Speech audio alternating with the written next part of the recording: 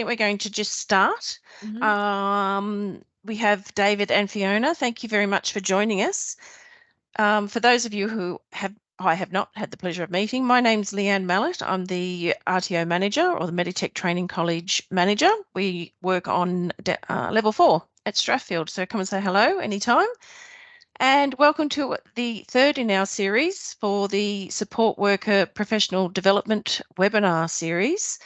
And we're very fortunate today to have the lovely Mitzi with us, who has volunteered to deliver this presentation today on a topic that is very close to her heart and her work experience. If you haven't met Mitzi, Mitzi has been with Meditech Staffing for 2 years now, over 2 years, and she's based in Sydney, and she's extremely passionate about her role. She's a case manager, but has worked as a support worker. And she's especially passionate about communicating and caring for clients so that they feel comfortable and they can be understood in all communications. So she's got a lot of experience there. And on that note, actually, before I can hand over, I have to tell you all that, yes, when you come in, you are muted. What we're going to do, I'll allow the mic as you come in and your camera. It's up to you if you feel like turning your camera on. If Mitzi's going to do the presentation, if you have any questions at any time, you can use the chat box just to type in your questions.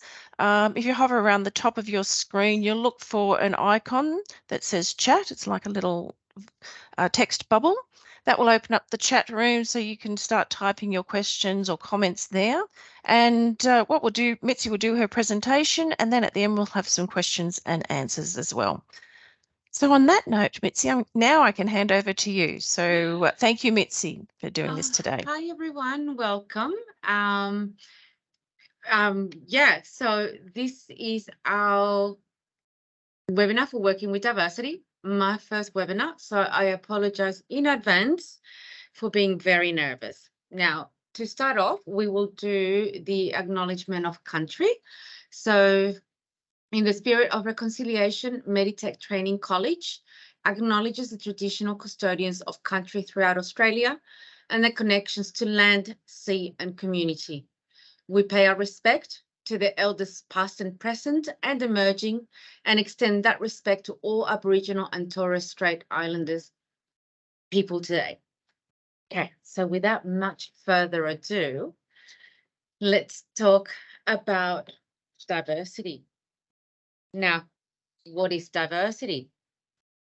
Diversity may include so many different things. It could include ethnicity, race, culture, your language, your religious beliefs, some of your customs, personal history and experience, your gender and relationships and gender relationships, your age, a disability, special needs, sexuality, and the list goes on and on and on. There are so many. Now, we have a makeup of very diverse clients at Meditech. So we have our aging clients, and we've also got our disability clients. Now, there will be a lot of sorry. So there's a lot of diversity between the makeup of the clients that we have. Okay, so we have the elderly and also the disabled, and they all experience different kinds of biases as well during I've gone blankly and help. That's quite okay. That's quite okay. Webinar.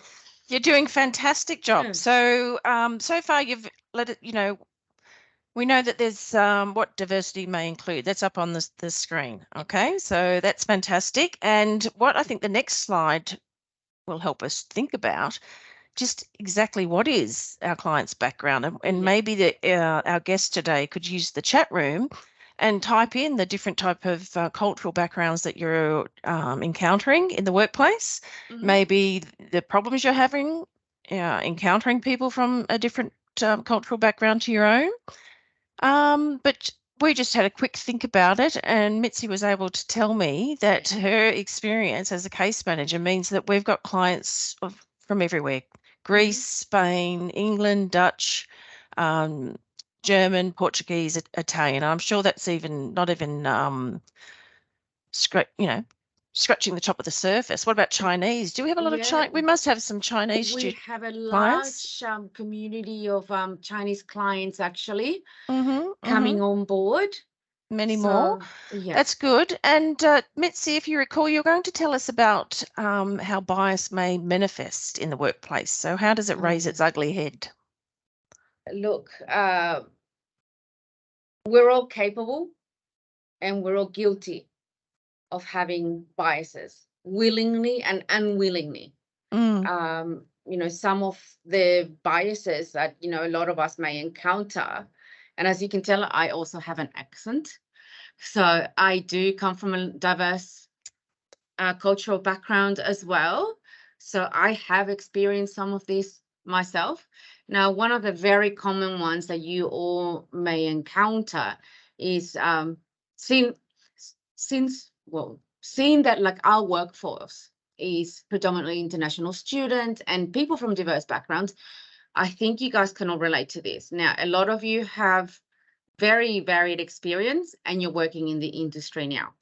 Now, you may at some point have felt through maybe our clients or externally, that you're mistreated in the sense because you speak a different language, because you actually have an accent, you're incapable or you don't know or you're not very well prepared. I mean, that's probably the most common bias that we may experience. Because we have an accent, we're unprepared. So, you might be excluded from things because, by having an accent, you probably can't contribute to something, or because you are of a different religious belief, okay, they will not accept you, or maybe you might be biased towards the client because they're not your culture. So, I mean, these are two maybe like predominant ones that we may experience in the industry that we are in at the moment. I do know that we have like support workers that have got masters in business and administration. So, and they go to a client and they're mistreated, and these support staff feel they can't speak up. So, and I think your main point there too, Mitzi, is that it doesn't matter who you are, we're all guilty and capable of demonstrating bias, because bias is very deeply ingrained into us by our experiences and our values and the way we've been brought up as well, it is our culture. So you're going to tell us also, and can you see the slides there, Mitzi? I can. Yeah, good. So just what do you do? Like, how do you, what's the next step? We realize we've all got bias, okay, and it might be that you think that all I think look, the best way, okay, is we have to do a little bit of self-reflecting. Yeah. You have to think about what biases you have, actually, because I'm sitting here thinking, well, what biases can I even use it as an example? But because they're buried in there, they're just exactly. And look, they may come from the way you were brought up, the way you lived, your experience. There's so many reasons why those biases come up. Now, knowledge is power. Okay, so the best way to cause change is be part of the change. So start looking inwards. Yeah, absolutely. So first of all, I think you need to be aware. You need to be authentic. You need to have the openness and the willingness to look within yourself and to understand how and why those biases are there. You need to be able to do. So once you've done that reflecting, once you've done that learning, apply. What's culturally appropriate? What action do you need to take? How can I change my behavior? There's a good point up there. Put yourself in their shoes, perspective taking. So imagine the perspective of someone from a different background. Absolutely. Yeah. It And mindfulness, also, you just mentioned that I think you said a similar word, but you didn't use the term mindfulness. So, keep your attention on the present moment. Okay. Yeah. absolutely. And you need to know. Mm. Okay, you need to know and understand the history, the culture, the customs. Be respectful. So what you're saying is support workers not only have to go inwards and self-reflect and confront their own stereotype thinking or their biases, but then they need to actually be prepared to research the cultural background of the clients that they're dealing with, yeah, and to Yeah. learn and to build that knowledge that you're talking about. I think that's important. Mitzi, you're going to give us a case study of a cultural bias that you've just experienced and managed for a client. And whilst you're doing that, perhaps our audience today could think about any cultural bias that they've witnessed in the workplace. If you've got anything there to share, don't hesitate putting it in the chat box. But Okay. yeah, Mitzi, you're going to tell us about this case study. Okay, look, and you're welcome to ask me or email me later outside the webinar, because I mean, it is quite a long story, but it's going to be like really just an overview. Yeah. So we have an elderly home care package client of Egyptian background, from a wealthy Egyptian background. And his experience a few months ago whilst in hospital. Now, this man has an acquired brain injury, frontal lobe. So a lot of his behaviors and the way he acts can actually can be confused as a behavior from dementia. Now, he happened to be in there with chest pains. The social worker that was in charge of the ward took an immediate dislike to him. She was of African descent, and I don't know if any of you know much about history. There's like ingrained historical hatred between the wealthy, should I say, white? Possibly it's not the correct word, but the wealthy makeup of Egypt and the African part of the makeup. Now, historically, African people were slaves to this wealthy Egyptian people. So there was a lot of ingrained historical and cultural hatred between the two cultures. And she was the social worker, or he or she was, right? Yes. Okay. Yeah. She took How did you become aware of it? From her attitude, right, and knowing my client so well. Yep. And yes, he is exasperating. So I don't know if any of the support staff that are online maybe know him. We're not going to use his name to protect his privacy, but you may or may not know him. So he's exasperating, he's repetitive, and he has quirky behaviors. Now, this woman used these behaviors to actually put in a request to have a guardian take over his care. So all his decision-making ability was taken away from him. Not given to her. She was saying he had to be appointed a guardian. Yeah, so she was exercising her power over this man. So the scales have shifted. Yeah. So before it used to be him up here and she used to be down here. Now she was unbalancing the scales. Now, eventually, there was a lot of back and forth reports and things between doctors and everything. And the social worker was successful in actually having the guardianship order being put in place. Oh, now, so the guardianship got in place, but then you were able to have it removed, weren't you? Absolutely. So what happened was myself, and with the support of Ellis, our quality manager, we advocated for this client because the hospital made it their mission to say that this man had no capacity. Now, by saying he had no capacity and that he couldn't understand what was going on, we were able to prove otherwise.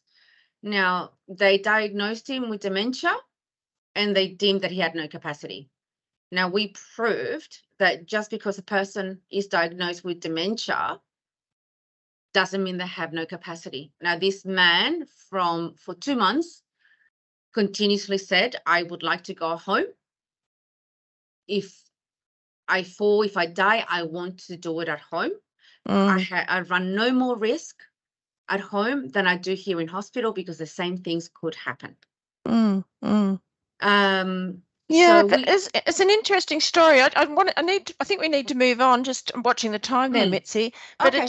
it makes me wonder. And Fiona, thank you for sharing your experience. You lived in London, working with white South African nurses that only had black South African people as nannies and cleaners. So you found it difficult. Yeah, with the way they were treating people. Yeah. Yeah, I'm sure there's it goes lots of both different ways. examples. So what do we do about it? Okay, so speaking up obviously is very important. And this just to me highlights the value of the role the support worker plays in caring for people from different backgrounds. Yeah. And also the importance of understanding the different cultural characteristics and beliefs of different clients. You've talked about demonstrating respect. I think we've covered that. I mean, that seems to go without saying. You've given us this beautiful acronym, the respect strategy, things for you to think about. Did you want to add anything to that, Mitzi? Look, I think just a quick one, I suppose. Maybe a lot of you are, if not all of you, from a diverse background. Think of how you would like to be treated if you were their age. So walk in their shoes. How would you feel when someone comes to your home? Okay. As needy as they are and as grateful as they are to have your support, you are entering into their home. It's confronting, it's difficult. Okay. Now, for example, best way to demonstrate respect, and I can tell you from the background that I have and the majority of the clients that I've dealt with, for example, the Italian community. Okay. Even you've been there for 2 years and you go there 3 times a week and you've never missed a day. Okay. Don't just, if the door's open, don't just walk in. Okay. Just knock on the frame and just say good morning, good afternoon, whatever, and say, may I come in? You know you're going in, but it's just that little extra, just go that little extra mile and your day will be different. Just say, oh, may I come in? And maybe learn a few words for the client that Yes, you're you said going that. to. Say buongiorno, and learn how to say hello and goodbye or how are you. Either Chinese, Yeah, ni hao yeah. ma, or French, bonjour. Little words. I mean, a lot of you have traveled and you've probably noticed when you use words while you're traveling off the country you're going to, people love it. They smile at you, they open up to you. Yeah, exactly. And that is, certainly a sign of respect, isn't it? When you are trying to learn about their culture and their background, everyone loves talking about themselves. But where do you go to get this information? Like, you talked about the different languages and the different greetings, but I'm sure there's more that you could learn about a particular culture, perhaps their festival days, their, periods of like Ramadan for the Muslim background, Happy New Year for Chinese culture. It'd be nice to know when those events are happening because they're obviously of it's significant. I think absolutely. Can I just add something? Sorry, Leanne. Sure. I think one way of doing that, Leanne's going to give you some really great resources and show you some slides where to go and get them. Use what you've got at hand. You've got 12 case managers. Guaranteed a lot of you don't know that a lot of us actually speak many different languages. I speak Spanish, I speak Italian, I understand French. We've got another case manager that speaks Portuguese. We've got Arabic, we've got Chinese, Mandarin, Cantonese, Vietnamese. So ask us, get to know us. You are our eyes and ears at the person's home. You need to build that, trust us, give us tips, ask the client questions. What do you like? What don't you like? Teach me about your culture. And I think that's an important point, that the support workers' information, the questions that you ask from your roles is really important, and being comfortable to know that you can reach out to case managers or you can reach out for support. I think that's really important as well. Thanks, Mitzi. So just to be, to give you some resources, we've got some excellent websites, and I don't know if anyone has seen this website. It's a completely free resource. It's called the Cultural Atlas, and it was developed by SBS, and it's completely free. And it's providing comprehensive information on the many different cultural backgrounds that we have here in Australia. It's absolutely fantastic resource. And if we go to their website, and I will demonstrate this in a minute, but I've just got its pictures here at the moment. So if you go to that website, the web link is in the slides, which we can send out to you. You choose training and resources here. That page will then take you to the next page where you need to choose on-demand tools and resources. You don't want the training and development. And then it takes you off to a different site where you have to register. So in order to access it, you do have to give them your email address, but it is free, okay? So when you sign up and register, you will then immediately be able to go to their site and access their cultural library. So you just look at all of those cultural countries where they've got information, further information on it, on each and every one of them. So you can choose whatever your cultural background your client is. And we've just got an example there for Italy. These are just some, that's not all of the categories that you can explore further into the Italian culture. So more information about their greetings, about family, naming conventions, dates of significance, okay, etiquette. So something about, knocking and saying hello might be in there, communication tips and the do's and don'ts. So it's just invaluable information. And then it goes on. So they're all the many more different categories. I think I've repeated that slide. So I'll go. Would you like me to demonstrate that? Can I just add one more thing before you go on, Leanne? Sure. So our aged care clients, we're governed. We have a charter of aged care rights. Mm-hmm. Okay. Now, this charter of aged care rights, if you know it, or you can go to it, there's 14 rights, and I'm only just going to point out 5 that actually can apply to our support staff.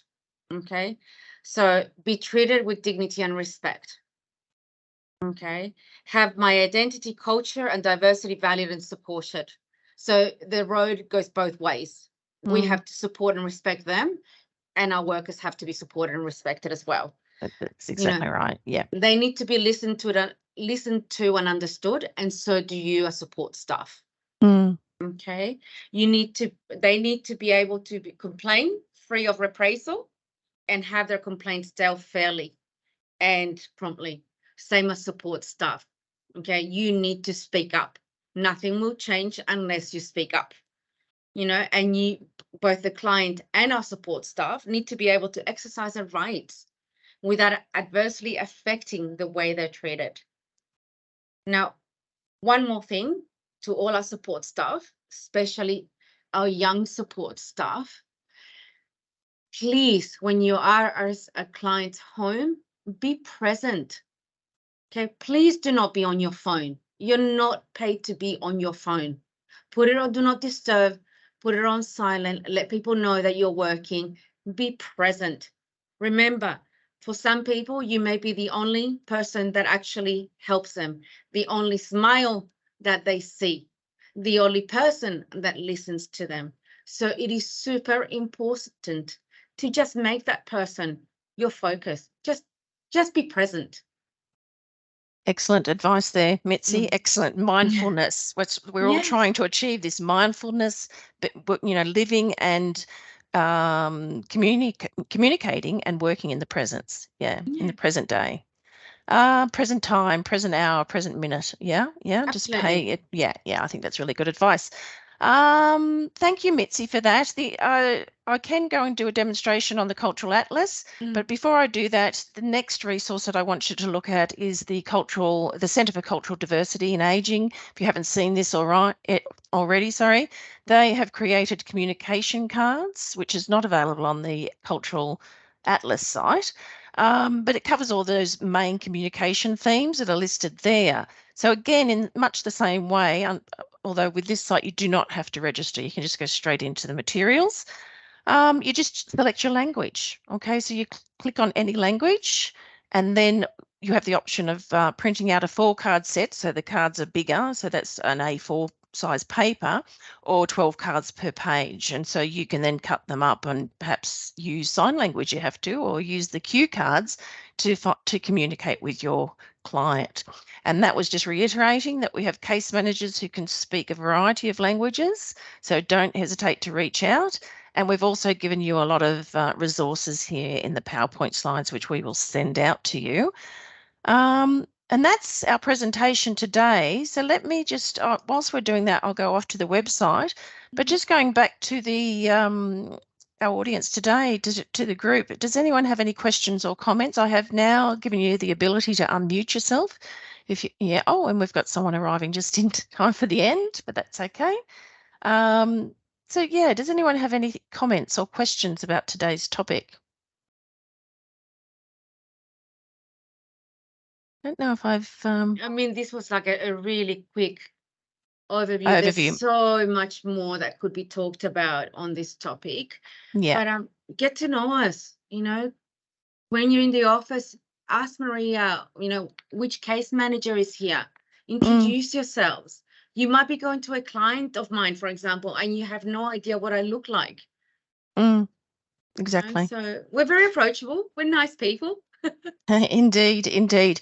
Thanks, Mitzi. So this is the website, Cultural Atlas SBS, training resources, as per the slides, on-demand tools,